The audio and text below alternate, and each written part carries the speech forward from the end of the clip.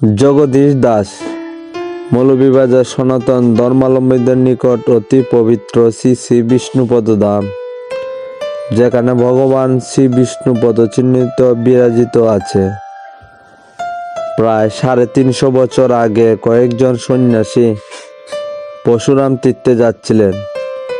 একদিন ক্লান্ত দেহে মনুগঙ্গায় স্নান করে তারা যখন একটি গাছের নিচে বিশ্রাম নিয়েছিলেন, সেই সময় তন্দ্রাচ্ছন্ন হয়ে একজন সন্ন্যাসী ওই স্থানে শ্রী বিষ্ণু পদচিহ্ন বিরাজিত আছেন বলে স্বপ্নাদেশ পান এবং অদূরেই একটি পাথরে বিষ্ণু পদচিহ্ন মুদ্রিত আছে বলে নির্দেশ পান।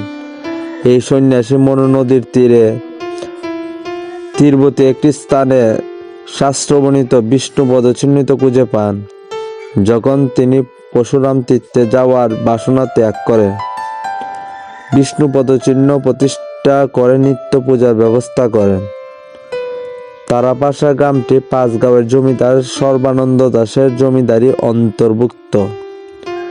তাই জমিদার বিষ্ণু পদচিহ্ন যুক্ত কৃষ্ণ পাথরটি নিজ বাড়িতে নিয়ে যাওয়ার চেষ্টা করেন, কিন্তু বহু শ্রমিকের সম্মিলিত চেষ্টায় প্রস্তরখণ্ড সরানো সম্ভব হয়নি। জমিদার সর্বানন্দ দাস এবং এসে বিষ্ণু পদচিহ্ন দর্শন করেন এবং তারাপাশা গ্রামে মন্দির নির্মাণ করে সেবা পূজার সুষ্ঠু ব্যবস্থা করেন। শ্রী বিষ্ণু সেবায়িত রূপে জমিদার 7 কেদার জমি দান করে সমস্ত পূজার দায় দায়িত্ব গ্রহণ করায় সন্ন্যাসীরা চলে যান।